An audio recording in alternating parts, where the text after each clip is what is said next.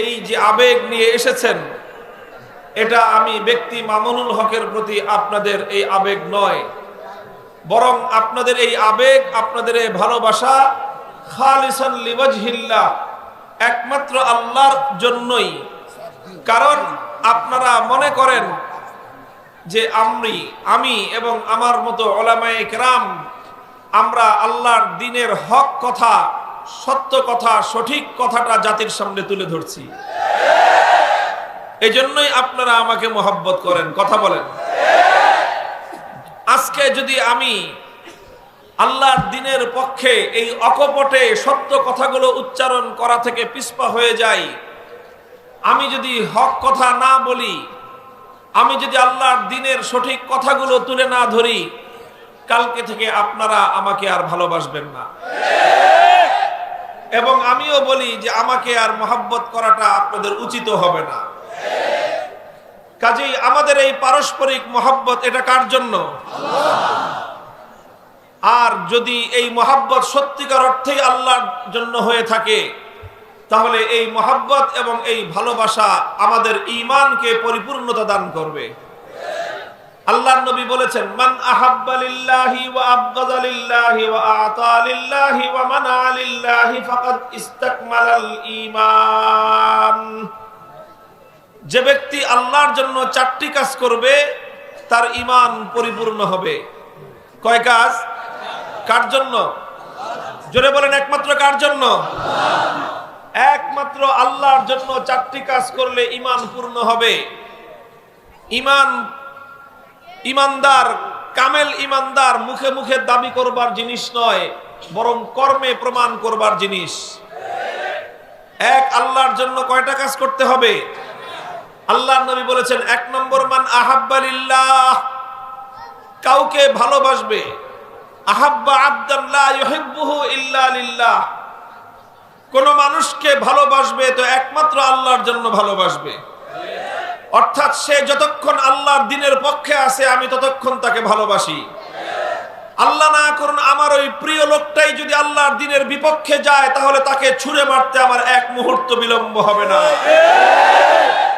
যেই হোক, তুমি আমার ঘনিষ্ঠ বন্ধু হতে পারো, তুমি আমার সহপাঠী হতে পারো, তুমি আমার আপন মায়ের পেটের ভাই হতে পারো, তুমি আমার এক দলের কর্মী হতে পারো, তুমি আমার নেতা হতে পারো, তুমি আমার এলাকাবাসী হতে পারো, কিন্তু যখনই দেখব তুমি আল্লাহর বিপক্ষে অবস্থান নিয়েছো, আমি আল্লাহর বান্দা হিসেবে আমিও তোমার বিপক্ষে অবস্থান নিলাম।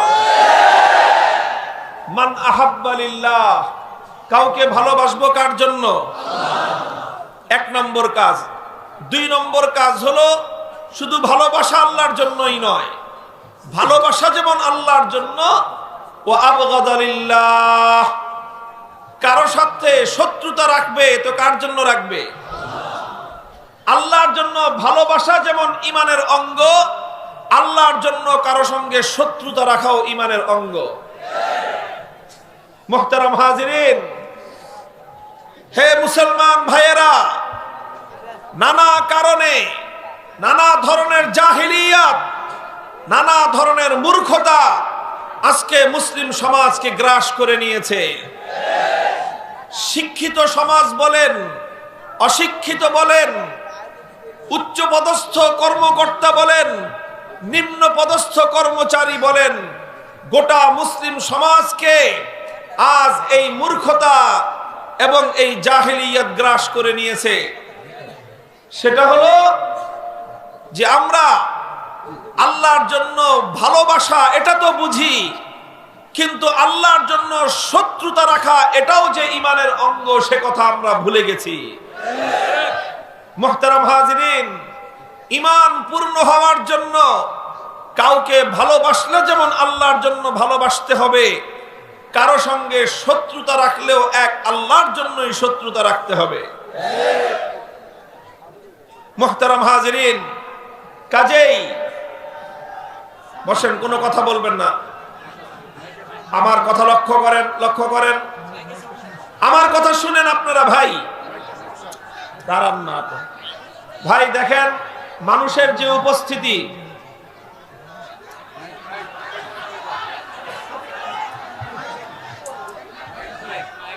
মানুষের যে উপস্থিতি, সব ব্যবস্থাপনা বিকল হয়ে গেছে। কথা সাউন্ড করবেন না কেউ। বিদ্যুতের লাইন বিভিন্ন জায়গায় ডিসকানেক্ট হয়ে গেছে। এখন আপনারা যদি হট্টগোল করেন, আপনারা যদি কোনো সমস্যা করেন, মাহফিলটাকে আর সামনের দিকে চালানো সম্ভব হবে না। কাজেই যতটুকু যেখানে বসে আছেন, কথা শুনতে পারলে শুনেন, শুনতে না পারলে দেখতে তো পারতেছেন, সে দেখেন, কথা শোনার দরকার নাই। যারা যতটুকু শুনতেছেন শুনেন, যারা যতটুকু দেখতেছেন দেখেন। একটুও নড়াচড়া করা যাবে না ইনশাআল্লাহ। কি বলেন? ব্যবস্থাপনা ব্যর্থ হয়েছে। মানুষ আসার কথা 10,000, মানুষ আসছে 1 লাখ। এখানে সামাল দিবে কিভাবে বলেন? কিভাবে আয়োজন করবে? বিদ্যুতের তার এবং সংযোগ বিচ্ছিন্ন হয়ে গেছে। বসেন, কথা বলতেছেন আবার আমি। বিদ্যুতের সংযোগ বিচ্ছিন্ন হয়ে গেছে বিভিন্ন জায়গায়। করবে কি তারা? যথেষ্ট চেষ্টা করেছেন বিদ্যুতের যারা দায়িত্বশীল, প্রশাসনের লোকজন, মাদ্রাসা কর্তৃপক্ষ, সব চেষ্টা করার পরেও একজনের খাবার দিয়ে 2 জনের পেট ভরে, 10 জনের পেট ভরে না। কেন আপনারা মানুষ 10,000-এর জায়গায় আসছেন 1 লক্ষ, কি করবে? কাজেই এই জন্য খুব সুন্দরভাবে আমাদের পারস্পরিক সহযোগিতার মাধ্যমে মাহফিলটাকে সুন্দরভাবে সম্পন্ন করতে হবে ইনশাআল্লাহ। মাইকের দায়িত্বে যারা আছেন চেষ্টা করেন কোনোভাবে যেন আমরা মাহফিলটাকে সুন্দরভাবে সমাপ্তির দিকে নিয়ে যেতে পারি। তাহলে আমি কি বলতেছিলাম? কাউকে ভালোবাসবো কার জন্য? ভালোবাসাই শুধু আল্লাহর জন্য না শত্রুতাও আল্লাহর জন্য? শত্রুতাও কার জন্য? ইসলামের গুরুত্বপূর্ণ একটা বিষয় হলো আল ওয়ালা ওয়াল বারা। ফালাম্মা তাবাররা মিনহু, যখনই কারো সামনে প্রকাশ পাবে, কোন ইমানদার ব্যক্তির সামনে প্রকাশ পাবে, ফালাম্মা তাবায়্যানা আন্নাহু আদুউল লিল্লাহ তাবাররা মিনহু, ফালাম্মা তাবায়্যানা আন্নাহু আদুউল লিল্লাহ তাবাররা মিনহু। ইব্রাহিম আলাইহিস সালাতু ওয়াস সালাম নিজের বাবার জন্য আল্লাহর কাছে অনেক কথা বলেছেন, অনেক অনুরোধ করেছেন, অনেক আল্লাহর কাছে অনেক আবদার জানিয়েছেন। কিন্তু যখনই ইব্রাহিম আলাইহিস সালামের সামনে এ কথা প্রকাশ হয়ে গেছে যে বাপ হলে কি হবে, তিনি আল্লাহর দুশমন, বাপ হলে কি হবে, তিনি আল্লাহর দুশমন, সঙ্গে সঙ্গে ইব্রাহিম আলাইহিস সালাম বলেছেন যে আল্লাহর দুশমন, তার সঙ্গে আমার মহব্বতের সম্পর্ক হতে পারে না। ইসলাম বলে দিয়েছে আল্লাহর পরে দুনিয়াতে পিতামাতার স্থান সবার উপরে। আল্লাহর পরে পৃথিবীতে সবচেয়ে বড় মর্যাদা কার? পিতামাতার। এই পিতামাতাও যদি কখনো মুশরিক হয়, ওয়াইন জাহাদাকা আলা আন তুশরিকা বিমা লাইসা লাকা বিহি ইলমুন ফালা তুতি'হুমা ওয়া সাহিবহুমা ফিদ দুনিয়া মারুফা। যদি তোমার পিতামাতা তোমাকে বাধ্য করে আল্লাহর বিপক্ষে পথ চলবার জন্য, তোমার পিতামাতা যদি তোমাকে চাপ দেয় ইসলামের বিপক্ষে চলবার জন্য, আল্লাহর কোরআন সূরা লুকমান পরিষ্কার করে বলে দিয়েছে, খবরদার খবরদার, যেই বাবা তোমাকে আল্লাহর দ্বীনের বিপক্ষে চলতে বলবে, যেই বাবা তোমাকে ইসলামের বিপক্ষে চলতে বলবে, সেই বাবার কথা মানা যাবে না। মা যদি তোমাকে বলে আল্লাহর বিপক্ষে চলতে, মায়ের কথা মানা যাবে না। তবে ওয়াসাহিবহুমা ফিদ দুনিয়া মারুফা, পিতামাতার সাথে দুর্ব্যবহারও করা যাবে না। পিতামাতার সাথে সদ্ব্যবহার করতে হবে, সদাচরণ করতে হবে, তাদের সেবা করতে হবে, তাদের খেদমত করতে হবে, তাদের প্রয়োজন পূরণ করতে হবে, কিন্তু তাদের কথা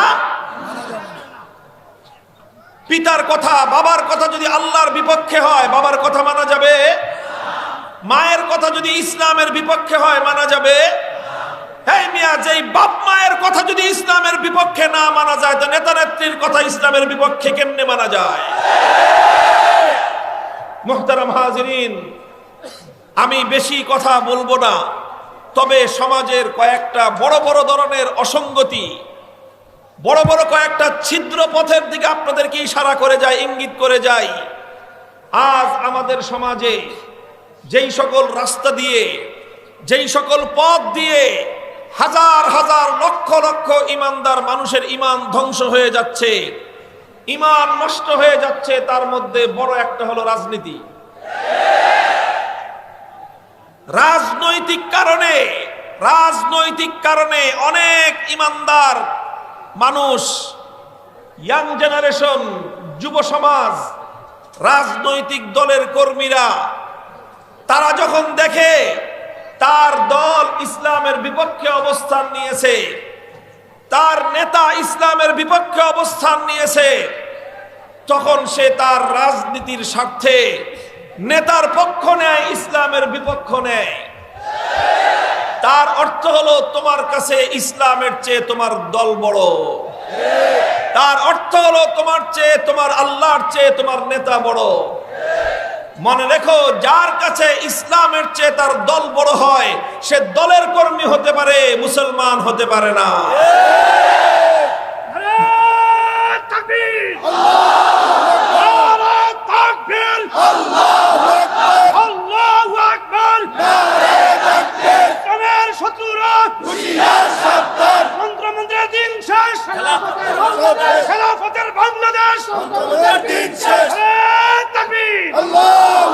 মুহতারাম হাজিরিন, এই জন্য খুব হুঁশিয়ার।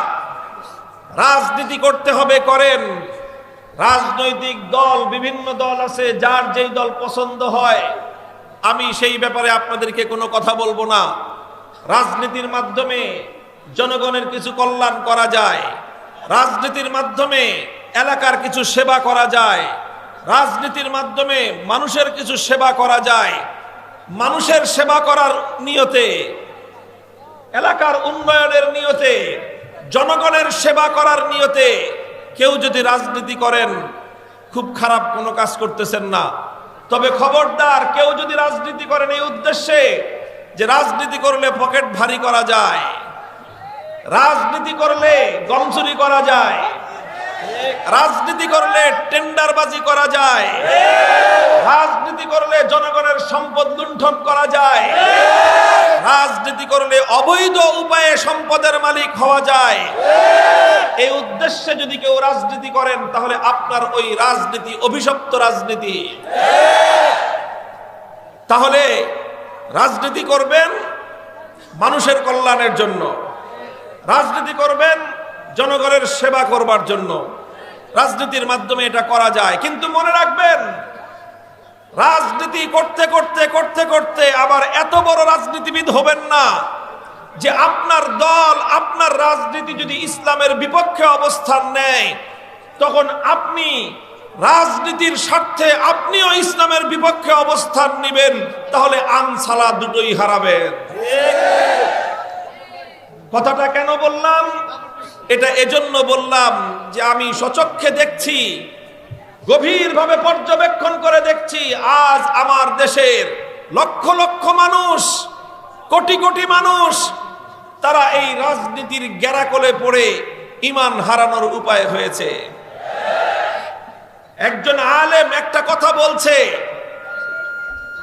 আর আপনার নেতা আর একটা কথা বলছে, আপনি এটা যাচাই করার প্রয়োজন মনে করলেন না যে আলেমের কথাটা ইসলামের পক্ষে না বিপক্ষে, আপনার নেতার কথাটা ইসলামের পক্ষে না বিপক্ষে? আপনি এটা বাজ বিচার না করে অন্ধভাবে ইসলামের এবং আলেমদের কথার বিপক্ষে, নেতার পক্ষে মাঠে নেমে গেলেন, তার মানে হলো আপনার নিকট ইসলামের চেয়ে আপনার রাজনীতি বড়। যার কাছে ইসলামের চেয়ে রাজনীতি বড়, সে বড় রাজনীতিবিদ হতে পারে, মুসলিম হতে পারে না। যার কাছে তার দলের চেয়ে ইসলাম বড়, সে রাজনীতিবিদ না হতে পারে, সে বড় মুসলমান। কাজেই মান আহাব্বা লিল্লাহি ওয়া আবগাদা লিল্লাহ, মুহাব্বত করতে হবে একমাত্র কার জন্য? কারো সঙ্গে শত্রুতা রাখতে হবে একমাত্র কার জন্য? মুহতারাম হাজিরিন, আল্লাহর কোরআন যেখানে বলে দিয়েছে তোমার পিতামাতাও যদি তোমাকে ইসলামের বিপক্ষে কোনো নির্দেশ দেয়, পিতামাতার কথা মান্য করা যাবে না, মানতে হবে কার কথা? হযরত ইব্রাহিম আলাইহিস সালাতু ওয়াস সালামের সামনে যখন একথা প্রমাণ হয়ে গেল যে আমার বাবা মুশরিক, তিনি আল্লাহর দুশমন, ইব্রাহিম আলাইহিস সালাতু ওয়াস সালাম স্পষ্ট ভাষায় আল্লাহকে জানিয়ে দিলেন, ওগো মাবুদ, একদিকে তোমার মহব্বত আর একদিকে বাবার মহব্বত, ওগো আল্লাহ, আমি তোমার মহব্বতকে প্রাধান্য দিলাম। আমি স্পষ্ট ঘোষণা করলাম যে আমার বাবাকে আমি কোশ্চিন কেন তোমার মহব্বতের উপর প্রাধান্য দিতে পারি না। কাজেই আল্লাহর জন্য কয় কাজ করতে হবে? কয় কাজ? এক নম্বর হলো ভালোবাসতে হবে কার জন্য? দুই নম্বর শত্রুতা রাখতে হবে কার জন্য? তিন নম্বর ওয়া আতা লিল্লাহ, কাউকে কোনো কিছু দিলে আল্লাহর জন্য দিবেন। ওয়া মানা লিল্লাহ, কাউকে কোনো কিছু না দিলে, কাউকে কোনো কিছু দেওয়া থেকে বিরত থাকতে চাইলে কার জন্য থাকবেন? যে ব্যক্তি চার কাজ করবে, কাউকে ভালোবাসবে আল্লাহর জন্য, কারো সঙ্গে শত্রুতা রাখবে আল্লাহর জন্য, কাউকে কিছু দিবে আল্লাহর জন্য, কাউকে কিছু দিবে না আল্লাহর জন্য, আল্লাহর পয়গম্বর বলতেছেন ফাকাদ ইস্তাকমালাল ঈমান, ওই লোক তার নিজের ঈমানকে পরিপূর্ণ করে নিল। এজন্য বলছি, এই যে আমার সাথে আপনাদের ভালোবাসা, আপনাদের সাথে আমার ভালোবাসা দুনিয়ার কোনো স্বার্থে নয়। এখানে আসছেন নেত্রকোনা ইফতাহুল উলুম মাদ্রাসা থেকে 2-4 টাকা দিবে আপনাদেরকে? হ্যাঁ, টাকা পয়সা দিবে? বরং নিজের পকেটের পয়সা খরচ করে মেহনত করে এখানে এসেছেন। কাকে রাজি করার জন্য? মুহতারাম হাজিরিন, এটা হলো আমার 1 নম্বর কথা। শুধু এটা আমার জন্য নয়, আপনার জন্য নয়, সারা দুনিয়ার মানুষের জন্য। আমরা যাকে মহব্বত করব দেখে নিব তাকে মহব্বত করলে আমার আল্লাহ রাজি হবেন কিনা। যার সঙ্গে সম্পর্ক রাখবো, সম্পর্ক রাখার আগে দেখে নিব তার সঙ্গে সম্পর্ক রাখলে আমার আল্লাহ রাজি হবেন কিনা। যদি দেখি যে তার সঙ্গে সম্পর্ক রাখলে আল্লাহ নারাজ হবে, আল্লাহকে নারাজ করে দুনিয়ার কোনো সম্পর্ক চলবে না। হে ইমানদার, তুমি একজনকে রাজি করার চেষ্টা করো, একজনকে রাজি করার চেষ্টা করো, সারা দুনিয়া তোমার পায়ের সামনে মাথা নত করবে। আর এক আল্লাহকে যদি তুমি নারাজ করে সারা দুনিয়াকে রাজি করবার চেষ্টা করো, তাহলে তোমার কোনো লাভ হবে না। এজন্য মুজাহিদে আজম আল্লামা শামসুল হক ফরিদপুরি রহমতুল্লাহ আলাইহি বলতেন, তুমি দুনিয়ার কোনো কিছু পাওনি, কিন্তু আল্লাহকে পেয়েছো, তুমি সবকিছু পেয়েছো। আর তুমি দুনিয়ার সবকিছু পেয়েছো কিন্তু আল্লাহকে পাওনি, তুমি কিছুই পাওনি। এটা হলো মূলনীতি। কথা বলেন ঠিক না বেঠিক? মুহতারাম হাজিরিন, 2 নম্বর যেই কথা আমি বলে আমার আলোচনা শেষ করব, আল্লাহ পাক রব্বুল আলামিন মুহাব্বত করে ভালোবেসে আমাদেরকে তার দ্বীন এবং ইসলামকে দান করেছেন। এই ইসলাম আমাদের জন্য দুনিয়াতে শান্তির ব্যবস্থা এবং আখিরাতে মুক্তির ব্যবস্থা। কথা বলেন, ইসলাম দুনিয়াতে আমাদের, জোরে বলেন, ইসলাম দুনিয়াতে আমাদের শান্তির ব্যবস্থা। ইসলাম আমাদের জন্য দুনিয়াতে, আখিরাতে মুক্তির ব্যবস্থা। ইসলাম আমাদের জন্য দুনিয়াতে শান্তির ব্যবস্থা, আখিরাতে মুক্তির ব্যবস্থা। ওয়ামান ইয়াবতাগি গায়রাল ইসলামি দীনান ফালান ইউকবালা মিনহু ওয়া হুয়া ফিল আখিরাতি মিনাল খাসিরিন। যদি কেউ ইসলাম ছাড়া অন্য কোন পথে শান্তি খুঁজে, দুনিয়াতেও শান্তি পাবে না, আখিরাতেও মুক্তি তার কপালে জুটবে না। স্পষ্ট কথা। আমার মাইকের আওয়াজ যত দূর পর্যন্ত পৌঁছতেছে, সবার জন্য পয়গাম।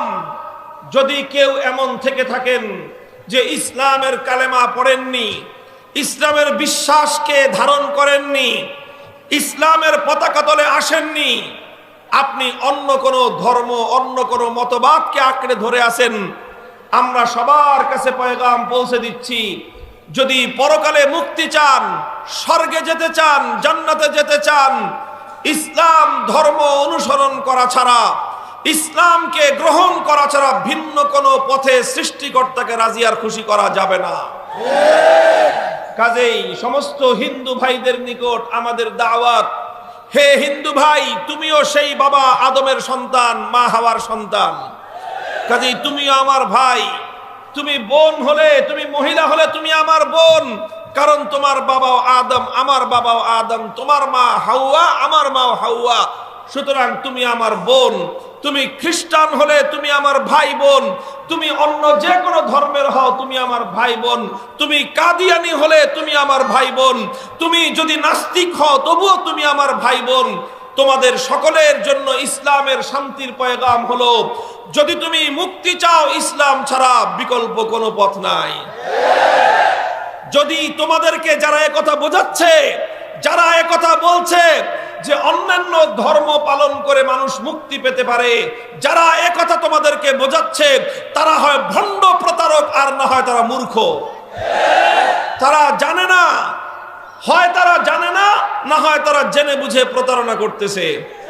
কাজেই সমস্ত অন্য ধর্মাবলম্বীদের নিকট, অমুসলিমদের নিকট আমাদের ইসলামের দাওয়াত, আমাদের পয়গাম হলো, হে ভাই ও বোনেরা, তোমাদের প্রতি দরদ, ভালোবাসা আর আবেগ নিয়ে বলছি, যদি পরকালে সৃষ্টিকর্তার কাছে মুক্তি চাও ইসলাম ছাড়া ভিন্ন কোনো পথ।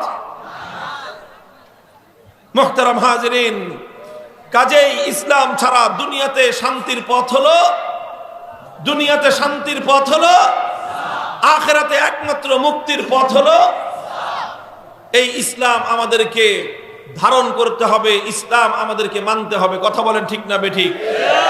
মুহতারাম হাজিরিন, ইসলাম আল্লাহ পাক রব্বুল আলামিন দুনিয়াতে পাঠিয়েছেন ওহীর মাধ্যমে। কিসের মাধ্যমে? কিসের মাধ্যমে? ওহীর মাধ্যমে আল্লাহ পাক নবী রাসূলদের নিকট তার সত্য ধর্মকে পাঠিয়েছেন। সুতরাং এই ওহী দুনিয়াতে দুই ভাবে টিকে আছে। একটা হলো আল্লাহর কিতাব কালামুল্লাহর মাধ্যমে, আরেকটা হলো আল্লাহর নবীর হাদিস সুন্নত রাসূলুল্লাহর মাধ্যমে। সুতরাং এই যে ওহী, যেই ওহীর মাধ্যমে দুনিয়াতে ইসলাম এসেছে, সেই ওহী তথা কোরআন হাদিস, এটাই হলো ইসলামের প্রাণ, এটাই হলো ইসলামের হৃদয়ের স্পন্দন। সুতরাং কোরআন হাদিসের এলেম, এটাই হলো ইসলামের হৃদ স্পন্দন। যেরকম একজন মানুষের হার্ট যদি সচল থাকে মানুষটা বেঁচে থাকে, একজন মানুষের হার্ট যদি ঠিক থাকে, সচল থাকে, তার সারা দেহের মধ্যে রক্তের সঞ্চালনা অবশিষ্ট থাকে। এক মুহূর্তের জন্য যদি কোনো মানুষের হৃদয়ের হার্ট বন্ধ হয়ে যায়, হার্টের এই চলমানতা যদি বন্ধ হয়ে যায়, তাহলে সেই মানুষটার বেঁচে থাকতে পারে না। যেমনি ভাবে একটা মানব দেহ মানুষের হার্টের মাধ্যমে, হৃদয়ের মাধ্যমে, সারা শরীরে রক্ত প্রবাহের মাধ্যমে মানুষ বেঁচে থাকে, ঠিক তেমনি ভাবে ইসলামের প্রত্যেকটা জায়গায় কোরআন সুন্নাহর মাধ্যমে ব্লাড সার্কুলেশন হয়, তো ইসলাম বেঁচে থাকে। যেখানে কোরআন সুন্নাহর ব্লাড সার্কুলেশন নাই, সেখানে ইসলাম থাকতে পারে না। কোরআন সুন্নাহর দিক নির্দেশনা বাদে কেউ যদি ইসলামের নামে কোনো কিছু করতে চায়, সেটা তার মন গড়া মতবাদ হবে, সেটা কোনোদিন ইসলাম হবে না। কাজেই এই জন্য কোরআন সুন্নাহ, কোরআন এবং হাদিস, কোরআন হাদিসের এলেম, কোরআন হাদিসের জ্ঞান, এটা হলো ইসলামের জন্য ব্লাড সার্কুলেশনের মতো, রক্ত সঞ্চালনের মতো। মুহতারাম হাজিরিন, এই জন্যই ইসলাম আসমানি এলেম ছাড়া চলতে পারে না, কোরআন হাদিস চলতে পারে না, ইসলামের কোনো কাজ চলতে পারে না। যেমন একজন মানুষের দেহের কোনো অঙ্গই রক্ত প্রবাহ ছাড়া চলতে, যদি আপনার পায়ে রক্তের সার্কুলেশন না থাকে, ওই পাওটা অবশ হয়ে যায়, প্যারালাইজড হয়ে যায়। হাতের মধ্যে যদি রক্তের সার্কুলেশন না থাকে, ওই হাতটা অকেজ হয়ে যায়। কথা বলেন? শরীরের যে কোনো অঙ্গে রক্ত প্রবাহ বন্ধ হয়ে যাবে, সেই অঙ্গটা আর সচল থাকবে না, সেই অঙ্গটা প্যারালাইজড হয়ে যাবে। ইসলামের নামে যা কিছু হবে, সেখানে যদি কোরআন হাদিসের এলেম থাকে, সেটা সহি ইসলাম থাকবে। সেখানে যদি কোরআন হাদিসের এলেম না থাকে, তাহলে সেটা ইসলামের নাম থাকলেও সচল থাকবে না, প্যারালাইজড হয়ে যাবে। এই জন্য ইসলামের প্রত্যেকটা কাজের মধ্যেই আসমানি ওহীর এলেম, কোরআন এবং হাদিসের এলেমের দিক নির্দেশনা থাকা চাই। মুহতারাম হাজিরিন, এই কারণেই আল্লাহর পয়গম্বর হাদিসে পাকের মধ্যে একটা ইরশাদ করেছেন, সেই কথাটাই আমি আপনাদেরকে বলেছি হাদিসের মাধ্যমে, এবং সেটার সংক্ষিপ্ত ব্যাখ্যা করে আলোচনা সমাপ্ত করব। আল্লাহর নবী এক হাদিসের মধ্যে ইরশাদ করেছেন, ইন্না বানি ইসরাঈলা কানাত তাসুসুহুমুল আম্বিয়া কুল্লামা হালাকা নাবিয়্যুন খালাফাহু আখার ওয়ালা নাবিয়্যা বাদি। আল্লাহর নবী বলেছেন, আমার আগে হাজার হাজার বছর পর্যন্ত বনি ইসরাইলের মধ্যে নবীরা এসে তারা জাতিকে পরিচালনা করত, জাতিকে নেতৃত্ব দিত। এক নবী যখন দুনিয়া থেকে চলে যেতেন, আরেক নবী সেই নবীর স্থলাভিষিক্ত হয়ে আবার জাতিকে নেতৃত্ব দিতেন, জাতিকে পরিচালনা করতেন। এভাবেই হাজার হাজার বছর পর্যন্ত দুনিয়া চলে এসেছে। আল্লাহর নবী বললেন, কিন্তু আমি হলাম সর্বশেষ নবী, আমার পরে আর কোন নবী, জোরে বলেন, আখেরি নবীর পরে আর কোন নবী? আমাদের নবী হলেন খাতামুন নবিয়্যিন, আমাদের নবী হলেন, তিনি হলেন শেষ নবী। আমার নবীর নবুয়তের যে সিংহাসন, এটা হলো খতমে নবুয়তের সিংহাসন। এই খতমে নবুয়তের সিংহাসনে একমাত্র আখেরি পয়গম্বরের জন্য নির্ধারিত। কিয়ামত পর্যন্ত খতমে নবুয়তের সিংহাসন আখেরি নবীর জন্য সংরক্ষিত থাকবে। কোন কুলাঙ্গার যদি আমার নবীর পরে নবুয়তের দাবি করে খতমে নবুয়তের সিংহাসনে বসতে চায়, 250 কোটি মুসলমান বরদাস্ত করতে পারে না, বরদাস্ত করে নেবে না।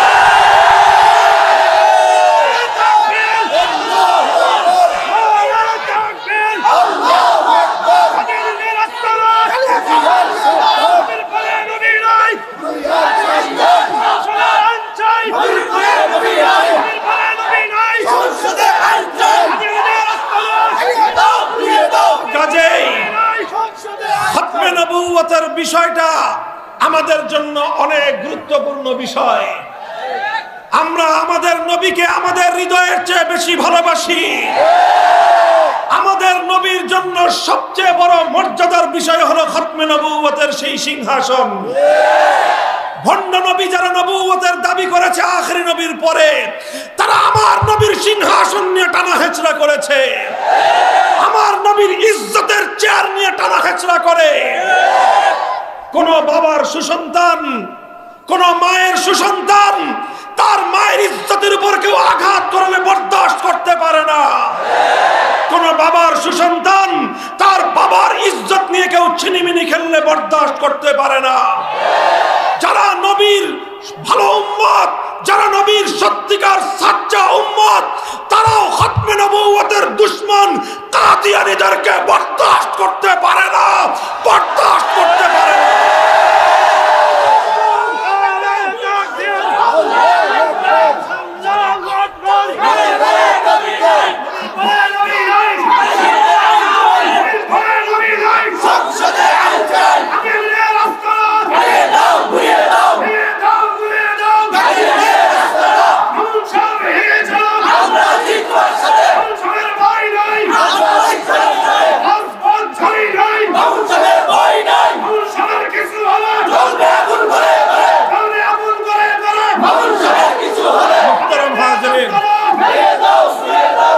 লক্ষ প্রাণের এই হৃদয়ের আবেগ এবং প্রাণ নিংড়ানো এই আহ্বান, লাখো কণ্ঠের এই উচ্চারিত স্লোগান, এটা আমাদের শাসকদেরকে মানতেই হবে। আমরা পরিষ্কার বলি, সাম্প্রদায়িক কোনো কথা আমরা বলতে চাই না, আমরা সাম্প্রদায়িকতায় বিশ্বাসী না। সকল সম্প্রদায়ের মানুষের প্রতি সহনশীলতার আদর্শ আমরা লালন করি। আমরা কাউকে জোর করে ইসলামের কালেমা পড়তে বাধ্য করি না। ইসলামের কালিমা পড়বার জন্য কোনো অমুসলিমকে বাধ্য করার আদর্শ ইসলামের মধ্যে নাই। তবে কেউ যদি আমার ধর্মের নামে প্রতারণা করে, কেউ যদি আমার ধর্মের নামে ধোঁকাবাজি করে, তবে ধোঁকাবাজি আর প্রতারণাকে প্রশ্রয় দেওয়ার মতো ভীরু কাপুরুষ আমরা না। আমরা যেমনি ভাবে সাম্প্রদায়িক না, আবার আমরা ভীরুকা পুরুষও না। আমরা যেভাবে উদারতার আদর্শকে বিশ্বাস করি, আমরা নিজেদের আদর্শকে ধোঁকাবাজি প্রতারণার হাত থেকে রক্ষা করবার জন্য প্রত্যয় ব্যক্ত করি। আমরা বারবার বলছি, আমার রাষ্ট্রের কাছে, আমাদের শাসকদের কাছে কাদিয়ানীদেরকে আপনারা ধর্মীয় আইডেন্টিটি দিয়ে দেন। তারা কাদিয়ানী ধর্মমতের অনুসারী, তারা নিজেদেরকে মুসলমান বলে দাবি করতে পারবে না, কারণ ইসলামের মৌলিক বিশ্বাসের সঙ্গে তারা গাদ্দারি করেছে। মুহতারাম হাজিরিন, বলতেছিলাম হাদিসের মধ্যে এসেছে, আল্লাহর নবী বলেছেন, আমার আগে জাতির নেতৃত্ব দিতেন নবীগণ। জাতির নেতৃত্ব দিতেন, এক নবী দুনিয়া থেকে চলে গেলে আরেক নবী এসে হাল ধরতেন, আর আমি হলাম সর্বশেষ নবী, আমার পরে আর কোন নবী। তাহলে প্রশ্ন তৈরি হয়, ওগো নবী, আপনার পরে আর কোন নবী আসবে না, তাহলে কিয়ামত পর্যন্ত আপনার উম্মতের হাল ধরবে কে? প্রশ্ন আসে কিনা? এই প্রশ্নের জবাব আল্লাহর নবী দিয়েছেন, আল উলামা ওয়ারাসাতুল আম্বিয়া। আলেমরা হলেন নবীদের উত্তরাধিকারী। এই হাদিসের মাধ্যমে আল্লাহর নবী কিয়ামত পর্যন্ত আনেওয়ালা উম্মতকে সান্ত্বনার বাণী শুনিয়েছেন, হে আমার উম্মত, আমি চলে যাচ্ছি, আমার পরে নতুন করে কোনো নবী আসবে না, তাই বলে তোমাদের হতাশ হওয়ার কোনো কারণ নাই, তোমাদের হতবিহ্বল হওয়ার কোনো কারণ নাই, তোমাদের কিংকর্তব্য বিমূঢ় হওয়ার কোনো কারণ নাই। কারণ আমি না থাকতে পারি, কোন নবী দুনিয়াতে নতুন করে না আসতে পারে, কিন্তু কিয়ামত পর্যন্ত নবীদের উত্তরাধিকারী হিসেবে আলেম সমাজ উম্মতের হাল ধরবে। মুহতারাম হাজিরিন, এই হাদিসের মাধ্যমে আল্লাহর নবী দুটি শিক্ষা দিয়েছেন, দুটি সবক দিয়েছেন। কয় সবক? কয় সবক? এক সবক দিয়েছেন উম্মতকে, অর্থাৎ উম্মতকে সান্ত্বনার বাণী শুনিয়েছেন, হতাশ হওয়ার কোনো কারণ নাই, তোমাদের কিংকর্তব্য বিমূঢ় হওয়ার কোনো কারণ নাই, কারণ নবী না থাকলেও নবীর উত্তরাধিকারীরা আছে না নাই? সুতরাং তোমরা হতাশ হবে না। এটা হলো উম্মতকে পয়গাম। আর নবীর দ্বিতীয় শিক্ষা হলো এই হাদিসের মাধ্যমে আল্লাহর নবী আলেম সমাজের উপর আস্থা রেখে গেছেন। আলেম সমাজের উপর আস্থা রেখে গেছেন। কি আস্থা? যে আমি নাই, আমি থাকবো না, কিন্তু আমার উত্তরাধিকারী আলেমরা আমার উম্মতের হাল ধরে থাকবে।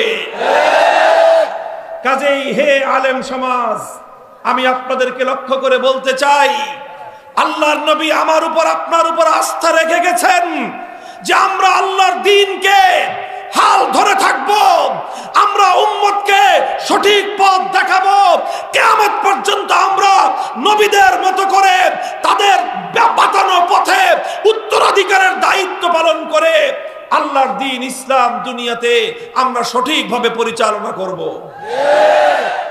কাজী হে আলেম সমাজ, আলেম হওয়ার অর্থ শুধুমাত্র মান সম্মান আর পদমর্যাদা লাভ করা নয়। আলেম হওয়ার অর্থ শুধুমাত্র মুসল্লিরা সালাম দিবে, হাদিয়া তোহফা দিবে, শুধু এটা নয়। আলেম হওয়ার অর্থ শুধু এটা নয় যে মানুষ আমাকে সম্মান আর মর্যাদা দিবে, বরং আলেম হওয়ার অর্থ হলো নিজের কাঁধে সমস্ত নবীদের দায়িত্বের জোয়াল তুলে নেওয়া। সুতরাং নবীরা এই দায়িত্ব পালন করতে গিয়ে সবার জন্য পথটা মসৃণ ছিল, ব্যাপারটা এমন নয়। অনেক নবী সহজভাবে সাবলীলভাবে যেমন নবুয়তের দায়িত্ব পালন করে গেছেন, আবার এ দায়িত্ব পালন করতে গিয়ে অনেক নবীকে ফাঁসি কাষ্ঠে ঝুলতে হয়েছে, অনেক নবীকে রক্ত ঝরাতে হয়েছে, অনেক নবীকে মাছের পেটে নিক্ষিপ্ত হওয়া লেগেছে, অনেক নবীকে করাতের আঘাতে দ্বিখণ্ডিত হওয়া লেগেছে। সুতরাং হে আলেম সমাজ, যারা পক্ষে আসমানি ওয়াহির ইলমকে ধারণ করেছেন, যারা নবুয়তের উত্তরাধিকারী ধারণ করেছেন, আপনাদেরকে মনে করতে হবে আপনার উপরেও সেই সমস্ত নবীদের মতো পরীক্ষা আসতে পারে। সেই পরীক্ষা যদি আসে, যদি আল্লাহর পয়গম্বরের মতো তায়েফের ময়দানে রক্ত দেওয়ার প্রয়োজন হয়, রক্ত দিতে হবে। উহুদের ময়দানে আল্লাহর আল্লাহর নবীর মতো দান শহীদ করতে হলে দান শহীদ করতে হবে। আল্লাহর নবীর মতো মাথা ভাঙতে হলে মাথা ভাঙতে হবে। আল্লাহর নবীদের মতো দেশান্তরিত হতে হলে দেশান্তরিত হতে হবে। আল্লাহর নবীদের মতো দ্বিখণ্ডিত হতে হলে দ্বিখণ্ডিত হওয়া লাগবে। কিন্তু কোন অবস্থাতেই আল্লাহর দ্বীনের এই হাল ছেড়ে দেওয়া যাবে না। মুহতারাম হাজিরিন, এই হাদিসের মধ্যে আল্লাহর নবী উম্মতের আলেম সমাজের উপর আস্থা রেখে গেছেন। কি রেখে গেছেন? মুহতারাম হাজিরিন, এই অনুভূতি আমার হৃদয়ে আছে। এজন্যই আমার বক্তব্য পরিষ্কার। আল্লাহর নবী আমাদের উপর আস্থা রেখেছেন, আল্লাহর নবীর আস্থা রেখেছেন। সুতরাং নবীর দেওয়া সেই আস্থা যদি আমাকে রক্ষা করতে হয়, তাহলে আমাকে এমন কাজ করতে হবে যেই কাজে আল্লাহ এবং তার রাসূল খুশি হন। কাজেই পণ করেছি, শপথ করেছি, যতদিনে দেহে প্রাণ আছে, যতদিনে ধমনীতে রক্তের প্রবাহ আছে, যতদিনে হৃদয়ে স্পন্দন আছে, এক আল্লাহর তার রাসূলকে খুশি করব। এতে সারা দুনিয়া যদি নারাজ হয়, সারা দুনিয়ার কাউকে পরোয়া করবার সময় আমার না।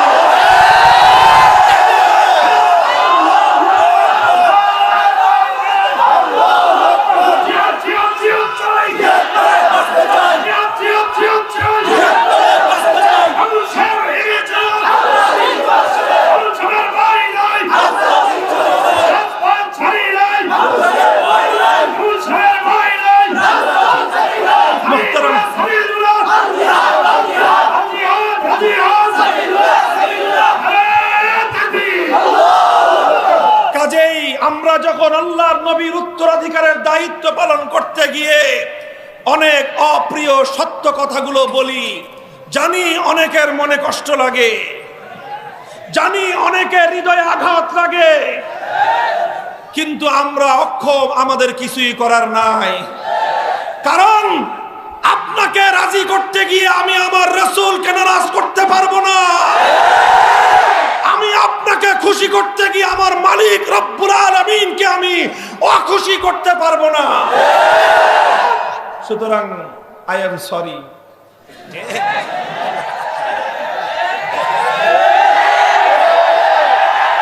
কথা ঠিক না বেঠিক? আমরা দুঃখিত।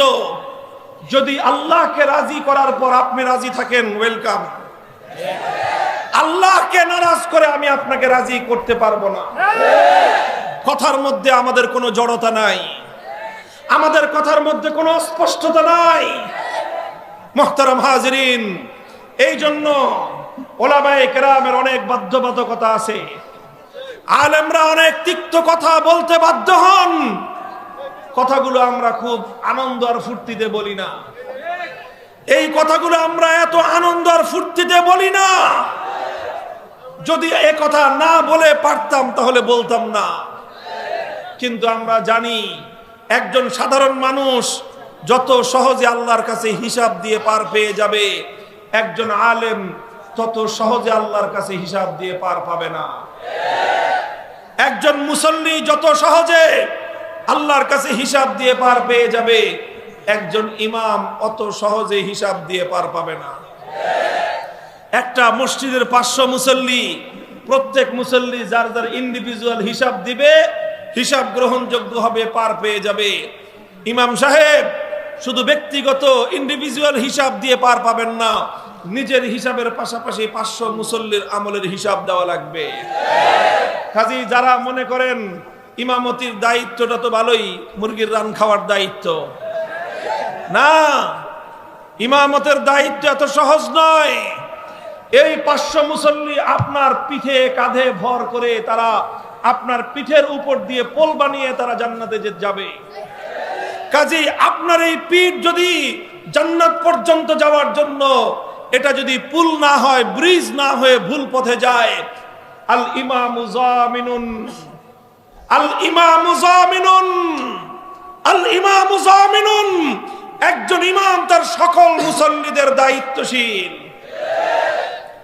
কাজী যারা মনে করেন যে হুজুররা তো ভালোই মৌজে আছে, না রে ভাই, খুব মৌজে নাই আমরা, আল্লাহ পাক আসমানি এলেমের ওয়াহির এলেম আমাদের পক্ষে রেখেছেন। এটা বড় বোঝা, অনেক বড় দায়িত্ব। এজন্যই যখন আমরা দেখি তাওহীদের চেতনার বিরুদ্ধে কোনো কাজ আপনি করছেন, দীর্ঘ সময় পর্যন্ত আপনাকে সমর্থন দেওয়ার পর যখনই দেখি আপনি তাওহীদের বিরুদ্ধে গেছেন, আমাকে শত কষ্ট হলেও তাওহীদের চেতনাকে সমুন্নত করার জন্য আপনার বিপক্ষে মুখ খুলতে হয়।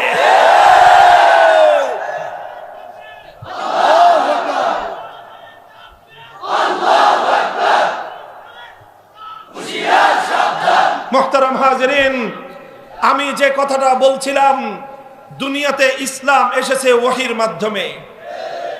কিসের মাধ্যমে? আর এই ওয়াহির ইলম, এটাই হলো ইসলামের জন্য ব্লাড সার্কুলেশন।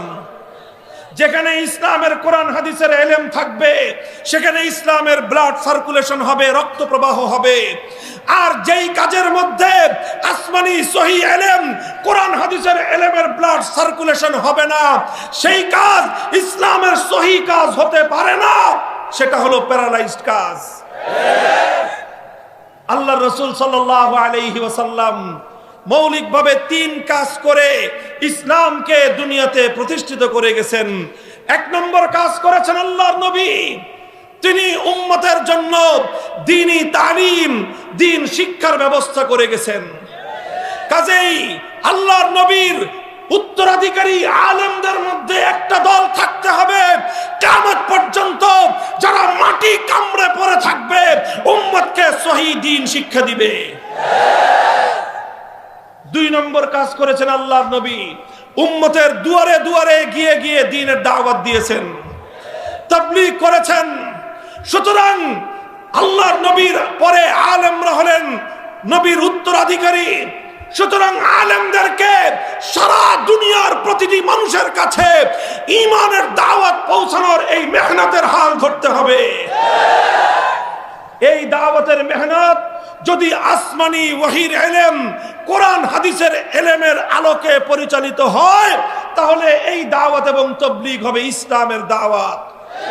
আর সেই দাওয়াতের মধ্যে যদি আসমানি ওয়াহির ইলম, কোরআন হাদিসের ইলমের ব্লাড সার্কুলেশন না থাকে, সেটা দাওয়াত হতে পারে কিন্তু সেটা ইসলামের সহিহ দাওয়াত হতে পারে না। সেটা হলো প্যারালাইজড। হাত আছে কিন্তু রক্ত চলে না, হাতটা কি?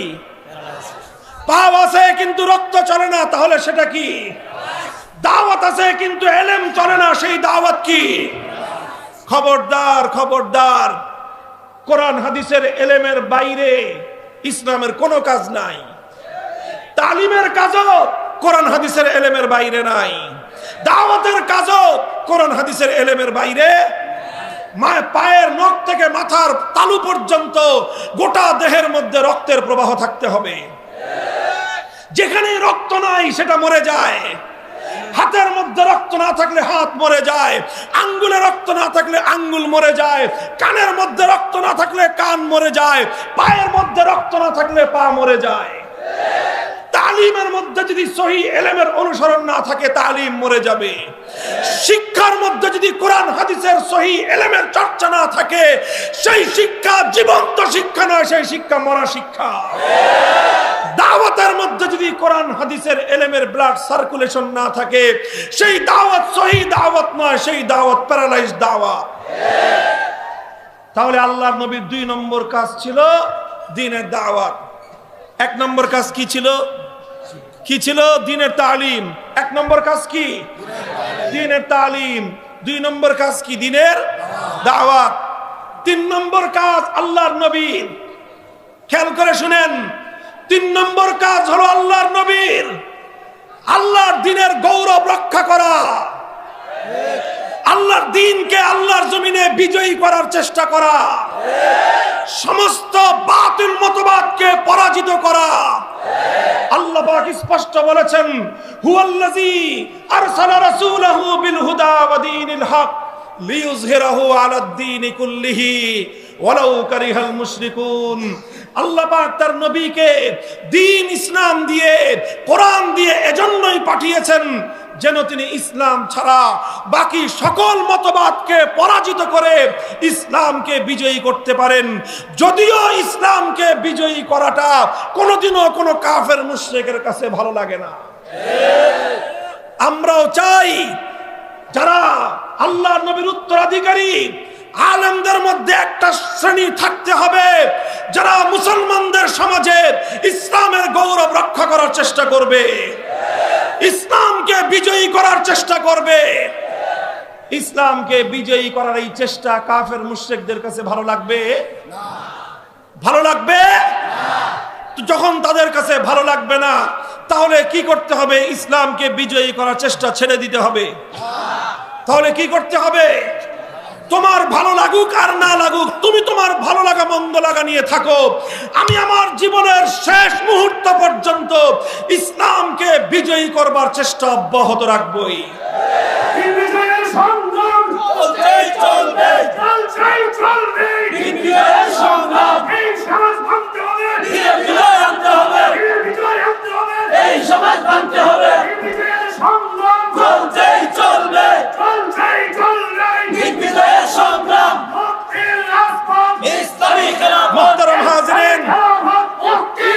মুহতারাম হাজিরিন, আখেরি পয়গাম আমার আপনাদেরকে লক্ষ্য করে।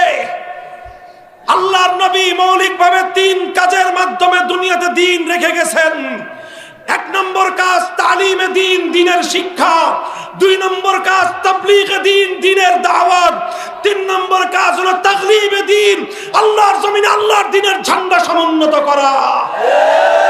আজ আমাদের সমাজে দ্বীনের তালিমকে সহ্য করা হয়, আজ আমাদের সমাজের মধ্যে দ্বীনের দাওয়াতকে সহ্য করা হয়, কিন্তু দ্বীনকে বিজয়ী করবার চেষ্টা করা হলে বরদাস্ত করা হয় না। আমরা পরিষ্কার বলে দিতে চাই, তোমাদের কাছে ভালো লাগুক আর না লাগুক, যেহেতু আল্লাহর নবী আমাদের উপর আস্থা রেখে গেছেন, নবীর আস্থার মর্যাদা রক্ষা করবার জন্য জীবনের শেষ রক্তবিন্দু দিয়ে হলেও আল্লাহর জমিনে আল্লাহর দ্বীনের গৌরব সমুন্নত রাখবার জন্য চেষ্টা করেই যাব।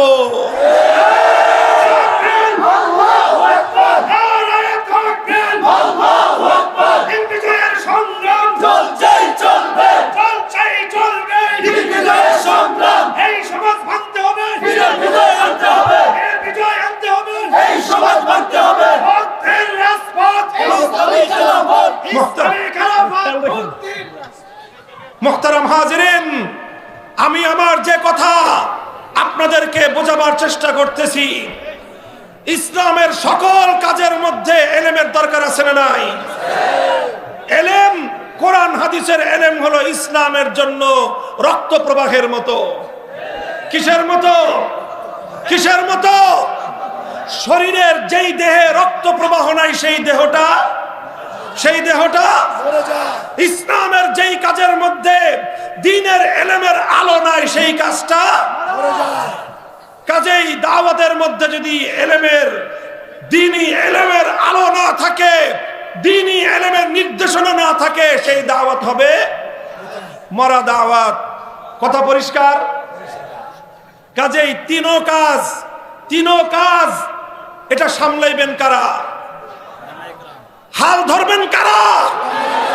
আল্লাহর নবী আলেম সমাজের উপর আস্থা রেখে গেছেন যে আমার অবর্তমানে আলেমরা, তোমরা নবীদের উত্তরাধিকারী হিসেবে ইসলামের তালিমের ময়দান তোমরাই সামলাবা, ইসলামের দাওয়াতের ময়দানের হাল আলেম সমাজ তোমরাই ধরবা।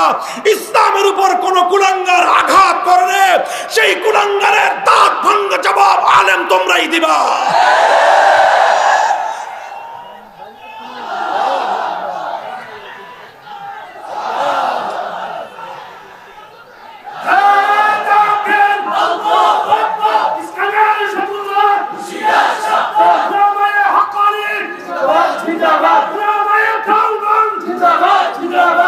মুহতারাম হাজিরিন, কাজেই হে নেত্রকোনার তাওহীদি জনতা, ধর্মপ্রাণ মুসলমান ভাইয়েরা, যে যেই কাজে থাকেন, হন আপনি কৃষক, শ্রমিক, মজদুর, কোনো আপত্তি নাই, হন আপনি চাকরিজীবী সরকারি অথবা বেসরকারি, হন আপনি প্রশাসনের লোক, যে যেখানেই থাকেন, আপনাদের কাছে আল্লাহর নবীর একজন ওয়ারিস হিসেবে এই কথা আমানত হিসেবে পৌঁছে দিয়ে গেলাম।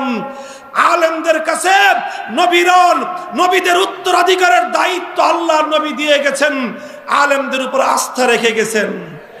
কাজেই নবীর সেই আস্থার মর্যাদা যে কোনো মূল্যে আমরা রক্ষা করব। কাজেই যেখানে আমরা মনে করব যে দ্বীনের তালিমের প্রয়োজন, সেখানে আমরা দ্বীনের তালিম পৌঁছাবো। দ্বীনের দাওয়াতের কাজ সহি লাইনে পরিচালনা করবার জন্য উলামায়ে কেরামের হাল ধরবেন। কথা বলেন ঠিক না বেঠিক? আর আখেরি আরেকটা পরামর্শ হলো যে তাকসিমে কার, কর্ম বন্টন করতে হবে। কি করতে হবে? একটা বড় কাজ করতে হলে কর্ম বন্টন করতে হয়। সবাই এক কাজ করলে কিন্তু কাজ হয় না। এত বড় একটা মাদ্রাসা চলতেছে, সবাই মিলে এক কাজ করলে মাদ্রাসাটা চলতো না। একজন মুহতামিম আছেন, তিনি পরিচালনা করেন। কিছু শিক্ষক আছেন, তারা শিক্ষা দান করেন। আবার কিছু হিসাব রক্ষক আছেন, দফতরি আছেন, তারা অফিসটা পরিচালনা করেন। আবার কিছু পরিচ্ছন্ন কর্মী আছেন, তারা মাদ্রাসার ঘর, আঙ্গিনা, মাদ্রাসার বাথরুম সবকিছু মাঠগুলো পরিষ্কার রাখেন। আর কিছু লোক আছেন, তারা মাদ্রাসার বোর্ডিং এর মধ্যে রান্না বান্না করে সকলের জন্য খাবারের আয়োজন করেন। সকলে মিলে এই মাদ্রাসাটা চলে। কথা বলেন, সকলে মিলে এই মাদ্রাসাটা চলে। কাজে ইসলামকে টিকিয়ে রাখতে হলে ইসলামের প্রত্যেকটা কাজ হেফাজত করতে হবে। হে আলেম সমাজ, আমাদের মধ্যে তাকসিমে কারের প্রয়োজন। আমি আপনাদেরকে বলছি, আলেমদের মধ্যে বড় একটা সংখ্যা থাকতে হবে যারা তালিমের দায়িত্ব নিয়ে পড়ে থাকবেন। আপনারা উম্মতের অনাগত সন্তানদেরকে সহি ইসলাম এবং সহি দ্বীনের শিক্ষা দিবেন। আপনারা এই দুনিয়াতে ইসলামের সবচেয়ে বড় বুনিয়াদি কাজ করতেছেন। হীনমন্যতার কোনো কারণ নাই। এটা মনে করবেন না যে আমি তো বক্তব্যে পড়াই, এটা মনে করবেন না যে আমি তো শুধুমাত্র কোরআন পড়াই। না না, আপনি তো বক্তব্যে মুসলমানের বাচ্চাকে কোরআন শিক্ষা দিয়ে আসমান আর জমিনের মধ্যখানে সবচেয়ে দামি কাজটা করতেছেন। আপনি আপনার কাজ নিয়ে থাকুন। তালিমের কাজ সবচেয়ে বুনিয়াদি কাজ। আরেকটা দল থাকেন, তারা দাওয়াত এবং তাবলীগের কাজকে সঠিকভাবে পরিচালনা করবার জন্য মেহনত করতে থাকেন। নিজেদের কাজকে গুরুত্বহীন মনে করবেন না। আপনারা যদি দাওয়াতের কাজ, তাবলীগের কাজ সুন্দরভাবে পরিচালনা না করেন, তাহলে দাওয়াতের মেহনত এটা ধ্বংস আর বরবাদ হয়ে যাবে। এই দুইটা ময়দানের কাজ কিছু উম্মতের আলেমরা ওয়াজ এবং নসিহতের মাধ্যমে উম্মতের কাছে দ্বীনের তালিম পৌঁছান। ওয়াজ এবং নসিহতের মাধ্যমে উম্মতের কাছে দ্বীনের সহি দাওয়াতটা পৌঁছান। কথা ঠিক? কয় কাজ গেল? আরেকটা কাজ বাকি থাকলো। কয়টা কাজ? সেই কাজটা হলো ইসলামকে বিজয়ী করবার কাজ। সেই কাজটা হলো ইসলামের গৌরব রক্ষা করার কাজ। যখনই দেখা যাবে ইসলামের কোরআনের বিরুদ্ধে কোনো আঘাত আসছে, যখনই দেখা যাবে মুসলিম জনপদে কোরআন সুন্নাহ বিরোধী কোনো কার্যকলাপ পরিচালিত হচ্ছে, যখনই দেখা যাবে ইসলামের গৌরবকে ধূলিসাৎ করবার কোনো পায়তারা চলছে, যেই করুক না কেন, বুঝে করুক বা না বুঝে করুক, কোন সামাজিক শক্তি করুক বা রাজনৈতিক শক্তি করুক, কোন রাষ্ট্র শক্তি করুক অথবা যে কোনো শক্তি করুক, দেশীয় শক্তি করুক অথবা আন্তর্জাতিক শক্তি করুক, যেই ইসলামের গৌরবকে ভুলুণ্ঠিত করবার চেষ্টা করবে, ইসলামের গৌরব রক্ষা করবার জন্য আলেমদের মধ্যে একটা শ্রেণী, তারা জান বাজি রেখে ময়দানে নামতে হবে।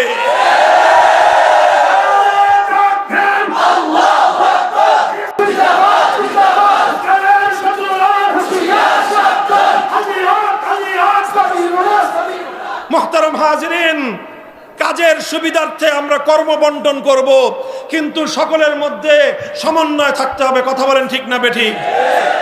বোর্ডিং চালায় বাবুর্চি যদি মনে করে আমি তো অল ইন অল, মুহতামিমকে মানার কি দরকার? মাদ্রাসা চলবে? মাদ্রাসার শিক্ষকরা যদি মনে করে আমরাই তো শেখাই, আমরাই তো ছাত্রদেরকে পড়াই, পরিচালককে মানবার কি দরকার? মাদ্রাসা চলবে?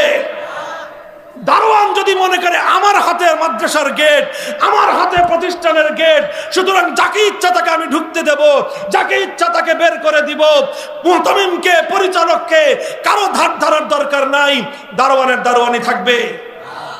দারোয়ানকে দারোয়ানের কাজ করতে হবে, বাবুর্চিকে বাবুর্চির কাজ করতে হবে, শিক্ষককে শিক্ষকের কাজ করতে হবে, হিসাব রক্ষককে হিসাব রক্ষকের কাজ করতে হবে, পরিচালককে পরিচালকের কাজ করতে হবে। সবাই যখন যার যার কাজ করবে প্রতিষ্ঠানটা সুন্দরভাবে চলবে। কাজেই তালিমের কাজে যারা আছেন তালিমের কাজ সুন্দর করে করেন, দাওয়াত এবং তাবলীগের কাজে যারা আছেন দাওয়াত এবং তাবলীগের কাজ সুন্দরভাবে করেন। আর আমরা কিছু মানুষ আছি আল্লাহর দ্বীনের গৌরবকে হেফাজত করবার জন্য, বাতিলের মোকাবেলায় যা করতে হয় তাই করবার জন্য রাজপথে আছি আমরা।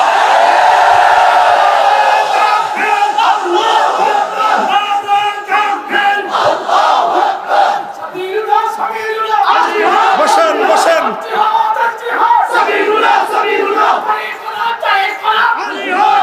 মুহতারাম হাজিরিন, মুহতারাম হাজিরিন, কাজে এই কথাটা ভালো করে বুঝেন। হে উলামায়ে কেরাম আপনারাও বুঝেন, হে ধর্মপ্রাণ মুসলমান আপনারাও বুঝেন, কাজের মধ্যে সমন্বয়ের দরকার। তাই বলে সব কাজ সবার করার দরকার নাই। কথা বলেন ঠিক না বেঠিক? যেই ওয়াজ করবেন তারই মামুনুল হকের মতো হুঙ্কার দিতে হবে এটা দরকার নাই। কিছু মানুষ তারা উম্মতকে নরম নরম কথা দিয়ে আখিরাতমুখী করেন। কিছু মানুষ দাওয়াতের মিম্বারে বসে মানুষকে ইসলামের দাওয়াতের কথা শোনান। আর অল্প কিছু মানুষ আমাদের মতো আমরা থাকি আসি, আপনাদের আব্দুল কাইয়ুম সাহেব হুজুর আছে, এই আমাদের মতো কিছু মানুষ আমরাও কিন্তু আছি ইনশাআল্লাহ, সোচ্চার আছি। স্পষ্ট পয়গাম শুনিয়ে যায়, কোরআনের বিরুদ্ধাচরণ হবে, ইসলামের বিরুদ্ধাচরণ হবে। যদি ফাঁসির হুমকি থাকে, জীবন হুমকির মুখে পড়লেও ইসলামের বিরুদ্ধাচরণ নীরবে বরদাস্ত করতে পারবে না।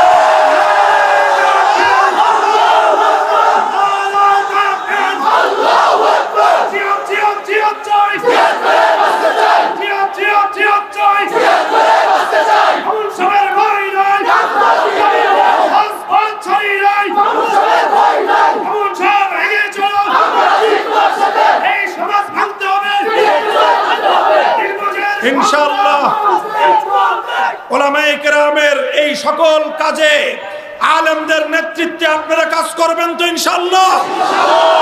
হে উম্মতে মুহাম্মাদিয়া, তোমাদেরকে তোমাদের নবীর পক্ষ থেকে এই কথাটা স্মরণ করিয়ে দিয়ে বিদায় নিচ্ছি। হে উম্মতে মুহাম্মাদিয়া, হে আল্লাহর নবীর কলিজার টুকরা উম্মত, এই উম্মতের দায়িত্ব আল্লাহর নবী আলেম সমাজের হাতে ছেড়ে গিয়েছেন।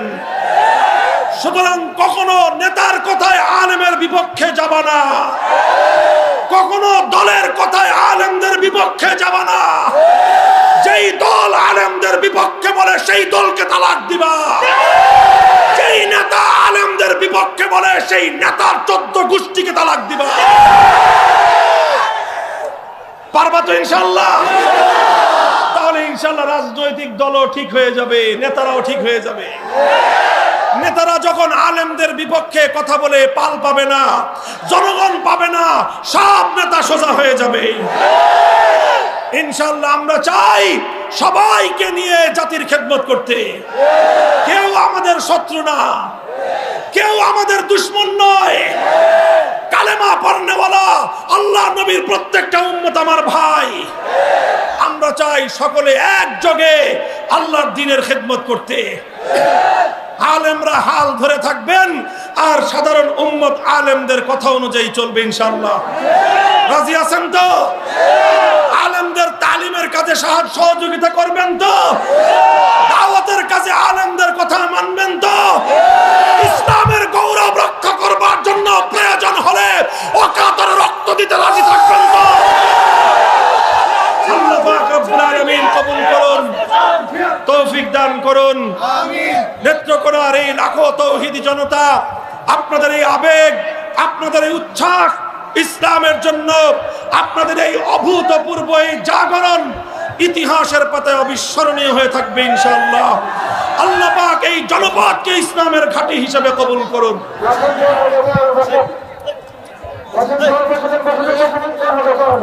আল্লাহ পাক রব্বুল আলামিন আমাদের সকলকে কবুল করুন। আখির দাওয়ানা আলহামদুলিল্লাহি রাব্বিল আলামিন।